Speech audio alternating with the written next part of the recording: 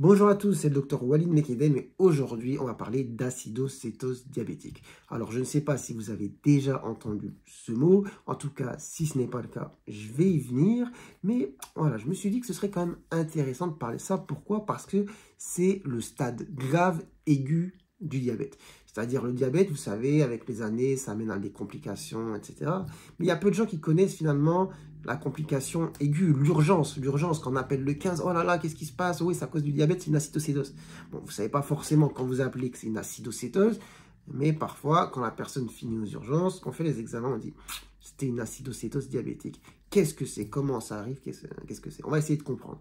Déjà, pour comprendre un petit peu, il faut comprendre brièvement c'est quoi le diabète. Bon, on ne va pas entrer trop dans les détails, mais je pense que vous savez tous que c'est une maladie liée au sucre, problème de régulation de la glycémie, du sucre dans le sang. On monte à des taux importants, on n'arrive pas à le réguler. Le problème, c'est là que commencent les problèmes en fait. Donc, ce qu'il faut comprendre, c'est que le sucre qui circule, vous êtes censé soit l'utiliser, soit le stocker, d'accord? Ça sert de carburant pour votre cerveau, vos muscles, etc. S'il est en excédentaire, vous allez stocker dans le foie. D'ailleurs, à terme, ça peut donner des conséquences comme le foie gras. Soit vous allez le stocker sous forme de tissu adipeux, donc vous allez grossir. Vous allez avoir le ventre, vous allez avoir la graisse un peu partout. D'accord? Sauf que, en fait, il faut un intermédiaire, il faut un je ne vais pas dire un transporteur, mais quelqu'un, un genre de guide qui va dire, écoute, le sucre, ça circule pas mal en ce moment, viens, on va aller de ce côté, de ce côté. Et bien ça, ce médiateur, c'est l'insuline, d'accord? L'insuline, ça sert un petit peu de clé pour faire rentrer le sucre qui circule dans vos cellules, qui en ont besoin. Alors, je suis en train de faire du sport, etc. Tac, tac, tac, j'ai besoin de carburant. Ok, l'insuline arrive, allez, par là, tout le monde rentre ici, le sucre rentre. Ou à l'inverse, moi j'ai mangé pas mal de sucre, et puis je suis au repos, je fais rien de spécial, j'en ai pas forcément besoin. L'insuline arrive, ok les gars, on va ici, on va au niveau du foie, on va au niveau du tissu adipeux, etc. Vous avez compris, l'insuline ça sert à ça. Donc, vous comprenez bien que si on n'en a plus, le sucre, lui, il va continuer de circuler. Il se dit, oh, je fais quoi, je vais où, qu'est-ce qui se passe? C'est exactement ça dans l'acidocétose diabétique, enfin dans le diabète, soit le diabète de type 1, donc on ne fabrique plus d'insuline, c'est une maladie auto-immune. Là, bon, en général, ça arrive chez l'enfant, l'adolescent, parfois le jeune adulte. Et puis, voilà, le sucre monte parce qu'il n'y a personne pour le guider, d'accord? Ou alors, diabète de type 2 qui vient avec l'âge, avec mode de vie, etc. Là, on est sur une insulinorésistance, c'est-à-dire, on continue à fabriquer de l'insuline, sauf que là, personne ne répond. Voilà, l'insuline, elle ne sert plus à grand-chose en fait. C'est-à-dire qu'elle a tellement été utilisée que tous ceux qui, justement, habituellement répondent à ces ordres, entre guillemets, ils disent, c'est bon, tu nous as gavés, d'accord? Laisse-nous tranquille. Donc ça, c'est diabète de type 2. Sachant que diabète de type 2, au bout d'un moment, l'insuline, elle voit que personne ne lui répond. Le pancréas qui fabrique l'insuline dit, ouais, c'est bon, allez, on arrête la production. Donc on devient insulino-requérant, on ne fabrique plus d'insuline. Comme un diabétique de type 1 finalement, mais ce n'est pas le même mécanisme. Donc, voilà le problème. Quand on vient à ce stade où soit on ne fabrique pas d'insuline, soit elle est inefficace, le sucre s'accumule dans la tuyauterie, dans le sang. Ok, bon, sauf que le corps, oui, en a besoin quand même. Donc, les cellules, le cerveau, ils disent, ouais, je suis pas au top, là, j'ai besoin d'un petit peu d'énergie, j'aurais besoin d'énergie.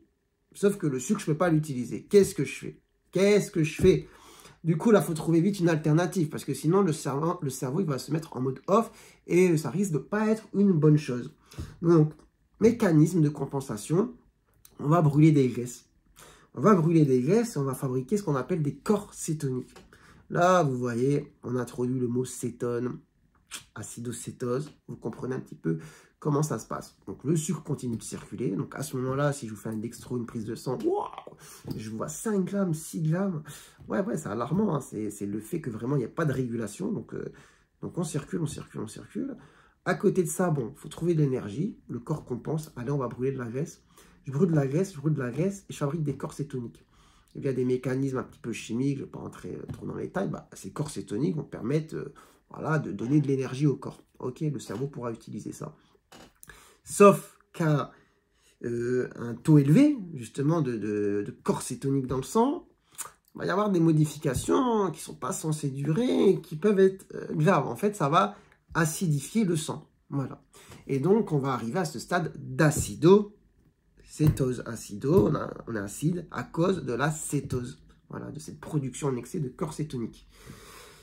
Et donc, bah, vous imaginez bien, le corps, quand même, on est régulé sur des petits chiffres. Hein. Je ne vais pas dire des millimètres parce que ce n'est pas forcément la bonne unité, mais des grammes par litre. On parle de pH pour justement l'acidité du sang. Vraiment, l'homéostasie, en général, on a des thermostats qui font que les choses elles doivent être réglées comme ça, comme ça. Et en fonction du paramètre, si on bouge d'une virgule ou deux, il y a tout qui déconne. Et le pH, c'est pas censé bouger, d'accord, de beaucoup. Donc le pH... L'acidité, si ce paramètre se modifie, là, ça devient compliqué. D'accord? Et là, ça va faire disjoncter toute la machinerie. Et du coup, on peut arriver au coma acidocétocique. En fait, vous devenez trop acide. C'est vraiment pas bon pour le corps. Et du coup, voilà, urgence vitale. On peut arriver au coma. Et du coup, c'est pour ça qu'il faut comprendre que, par exemple, l'enfant diabétique qui développe un diabète de type 1, parfois, comment ça va se manifester? Bah, en fait, l'enfant, il fond parce que ça fait des semaines, des mois qu'il développe son diabète, on ne le sait pas parce que voilà. Et il brûle de la graisse, il brûle parce que son corps, il voit le sucre circuler, il ne peut pas l'utiliser, il n'y a pas d'insuline pour le transporter, le bouger, le ranger. Donc, l'enfant est en train de fondre. Et jusqu'au moment où, voilà, si ce n'est pas pris en charge à temps, il fait une acidocétose diabétique. Et ça peut arriver, évidemment, chez la personne adulte, voilà, qui a un diabète très décompensé, qui a 6 grammes, 7 grammes, et qui va utiliser le même mécanisme. Au bout d'un moment, son corps lui dit « Oh, écoute, moi, pour faire tourner la machinerie, j'ai besoin un peu de carburant. » Donc, la personne va commencer à brûler ses graisses, fabriquer des corps cétoniques. Donc, au moment de cette situation, typiquement, vous êtes à l'hôpital, aux urgences, vous voyez une personne qui est vraiment pas bien, vous lui faites un dextro, vous voyez qu'il est à 6 grammes, 7 grammes. Vous faites une analyse d'urine, une bandelette urinaire, vous voyez plein de cétones, d'accord? Parce que le corps va évacuer ça aussi par les urines. Et d'ailleurs, vous allez trouver aussi beaucoup de sucre dans les urines. Et puis, vous faites un gaz du sang, c'est-à-dire vous piquez au niveau d'une artère du sang pour prendre du sang et regardez le pH. Et là, vous voyez, ouh là là, ça pique, c'est acide. Et du coup, on est devant une acidocétose diabétique qu'il faut traiter rapidement en urgence.